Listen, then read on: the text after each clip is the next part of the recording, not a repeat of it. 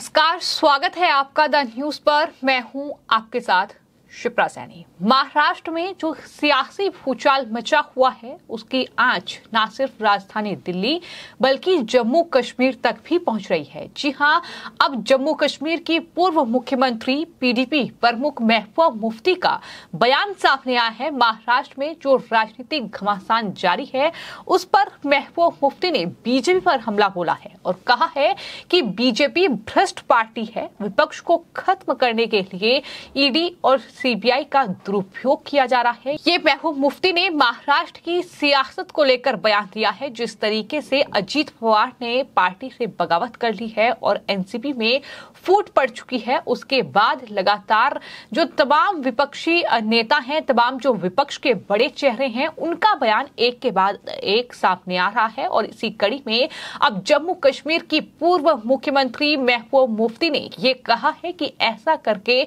BJP अगर ये समझ रही है कि विपक्ष कमजोर हो जाएगा तो विपक्ष और ज्यादा मजबूत होगा, ये महबूबा मुफ्ती ने कहा है। वहीं आपको ये बता दें कि लगातार जो एनसीपी के नेता हैं शरद पवार, जिनके सामने अब तक का सबसे बड़ा राजनीतिक संकट ये माना जा रहा है जब उनकी पार्टी टूट चुकी है, लेकिन शरद पवार ने एक बार फिर से मीडिया से बातचीत की है और शरद पवार ने एक बेहद चौंकाने वाला बयान दिया है। उन्होंने ये कहा है कि अगले 3 महीने में पिक्चर पूरी बदल जाएगी। अब शरद पवार क्या करेंगे ये आने वाले वक्त में देखना होगा। हालांकि उनकी तरफ से ये भी कहा गया है कि अजीत पवार के खेमे में जो विधायक हैं वो लगातार जयंत पाटिल को कॉल कर रहे हैं, वो लगातार हमें कॉल कर रहे हैं और फैसला जो है वो जयंत पाटिल को ही करना है, क्योंकि वो पार्टी प्रदेश अध्यक्ष हैं। ये शरद पवार की ओर से कहा गया है। तो कुल मिलाकर जो महाराष्ट्र में आने वाले वक्त में क्या होगा ये देखने वाली बात होगी। लेकिन फिलहाल जो लगातार राजनीतिक घमासान चल रहा है, जो सियासी भूचाल महाराष्ट्र में आया हुआ है, उस पर लगातार बयानबाजी का दौर जारी है।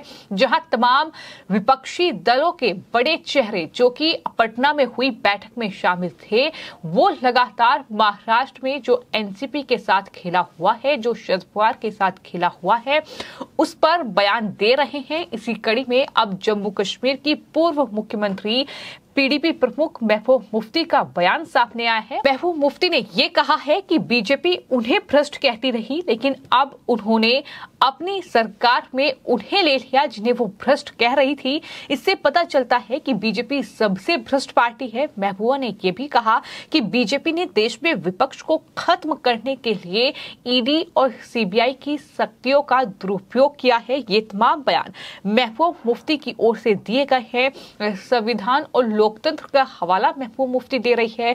ये कह रही है कि दरअसल जिस तरीके से एनसीपी के नेता अजीत पवार को बीजेपी ने अपने गठबंधन में शामिल किया है, इस सत्ता में शामिल किया है, वो दरअसल संविधान की धज्जियां उड़ा रही हैं। इसके साथ ही लोकतंत्र की भी धज्जियां उड़ाई जा रही हैं। ये तमाम बातें महबूबा मुफ्ती ने महाराष्ट्र के इस सियासी घमासान पर कही हैं। जो अजीत पवार ने एनसीपी जो शरद पवार की पार्टी थी उससे अलग होने का फैसला किया, तमाम विधायकों को लेकर वो अब शिंदे सरकार में शामिल हो गए हैं, डिप्टी सीएम महाराष्ट्र के बन गए हैं और उसके बाद ये तमाम नेताओं के बयान सामने आ रहे हैं। इतना ही नहीं, महबूबा मुफ्ती ने ये भी कहा कि इससे विपक्ष की एकता कम नहीं बल्कि और ज्यादा बढ़ेगी। ये उनका अपना दावा है, लेकिन तस्वीरें कुछ और बयां करती हैं। जब कांग्रेस पार्टी ये कहती है कि नेता प्रतिपक्ष जो है महाराष्ट्र विधानसभा में वो अब उनकी पार्टी का होगा, ना कि एनसीपी का होगा, क्योंकि विधायकों की संख्या जो है वो दरअसल कांग्रेस के पास ज्यादा है। तो ऐसे में तब ये तस्वीर साफ हो जाती है कि किस तरीके से मतभेद जो हैं वो लगातार अब बढ़ रहे हैं। अब कहीं ना कहीं नेता प्रतिपक्ष को लेकर एक तरफ बवाल है तो दूसरी तरफ ये भी कहा जा रहा है कि दरअसल ये शरद पवार ने ही पूरा जो ड्रामा है वो रचा है। और ये भी दावा किया जा रहा है कि दरअसल जो कुछ भी महाराष्ट्र में हुआ है वो उस विपक्षी एकता की बैठक के बाद ही हुआ है, क्योंकि उसमें राहुल गांधी को विपक्ष का प्रमुख नेता घोषित करने की कोशिश जो है वो लालू प्रसाद यादव की ओर से की गई।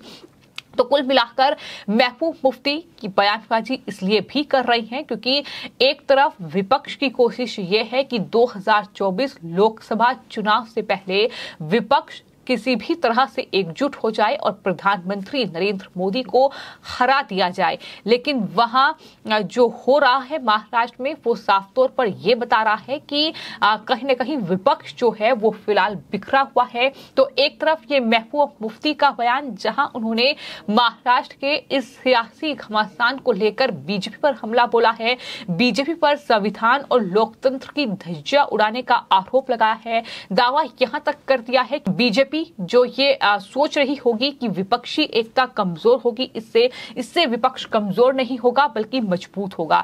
वहीं दूसरी तरफ आपको ये बता दें कि एनसीपी के नेता शरद पवार लगातार इस टूट के बाद जो है वो बयान दे रहे हैं। वो बार बार ये कह रहे हैं कि मेरे लिए ये कोई पहली बगावत नहीं है, इससे पहले भी कई बार मेरे सामने ऐसी परिस्थिति आई है, ऐसी सिचुएशन आई है, मैंने बार बार पार्टी को संभाला है और एक बार फिर से मैं पार्टी को संभाल लूंगा। इतना ही नहीं, शरद पवार ने यहां तक कह दिया कि 3 महीने में जो पिक्चर है वो पूरी तरह से बदल जाएगी। तो किस तरह से इस तस्वीर को शरद पवार बदलेंगे, ये अब बड़ा सवाल हो गया है।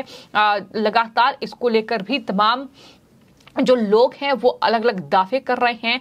कुछ लोग ये कह रहे हैं कि शरद पवार जो है वो अब पूरी अपनी जो पार्टी है उसे एनडीए का हिस्सा बना लेंगे। तो कुछ लोग ये कह रहे हैं कि दरअसल अजीत पवार के खेमे में जो विधायक हैं वो एक एक करके अब वापस शरद पवार के खेमे में चले जाएंगे, क्योंकि शरद पवार और उनकी बेटी सुप्रिया सुले उन तमाम विधायकों को मना लेंगी। तो इस तरीके की तमाम जो जनता की राय है वो लगातार सामने आ रही है। लेकिन फिलहाल आपको ये बता दें कि शरद पवार का ये बड़ा बयान सामने आया है और शरद पवार ने ये कहा है कि अजीत कैंप के कई नेताओं ने उन्हें कॉल किया और कहा कि उनकी विचारधारा एनसीपी से अलग नहीं है। उन्होंने ये भी आश्वासन दिया है कि वो कुछ दिनों में फाइनल फैसला लेंगे। वहीं उन्होंने ये भी कहा है कि पार्टी के स्टेट प्रेसिडेंट जयंत पाटिल के पास सभी तरह के अधिकार हैं, वो उन एनसीपी विधायकों के खिलाफ एक्शन ले सकते हैं जिन्होंने मंत्री पद की शपथ ली है। ये भी शरद पवार की ओर से कहा गया है। शरद पवार ने आगे ये भी कहा है कि जब समय आएगा तो सभी विधायक जो है जो आज अजीत पवार के साथ हैं वो मेरे साथ नजर आएंगे। अभी सत्ता का दुरुपयोग हो रहा है। उन्होंने ये भी कहा कि एनसीपी और मजबूती के साथ आगे बढ़ेगी। यानी तमाम सुप्रिया सुले ने जो बातें कही वही बातें अब शरद पवार भी दोहरा रहे हैं और ये कह रहे हैं कि जन समर्थन से एनसीपी आगे बढ़ेगी। बदलाव की शुरुआत जो है वो आज से हो रही है। अगर यही प्यार बना रहा तो बदलाव जरूर होगा। उन्होंने कहा कि अगले 3 महीने में पिक्चर पूरी तरह से बदल जाएगी। तो अजीत पवार जिस तरह के नेता है, हर कोई जानता है कि किस तरीके से अजीत पवार भी मन बदलने में देर नहीं लगाते। लेकिन फिलहाल जो पिक्चर महाराष्ट्र में बनी है वो यही कि अजीत पवार ने एनसीपी को तोड़ दिया है।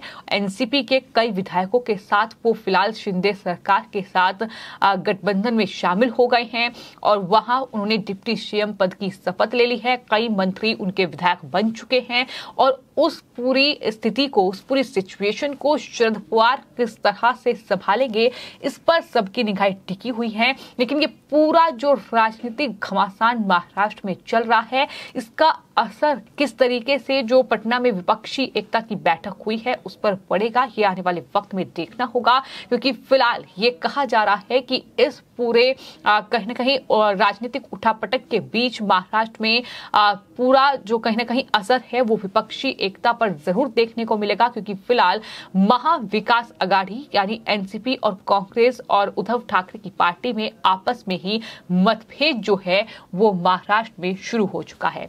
फिलहाल आपकी इस पूरे मामले पर क्या राय है, हमें कमेंट बॉक्स में जरूर लिखें और चैनल को सब्सक्राइब करें। धन्यवाद।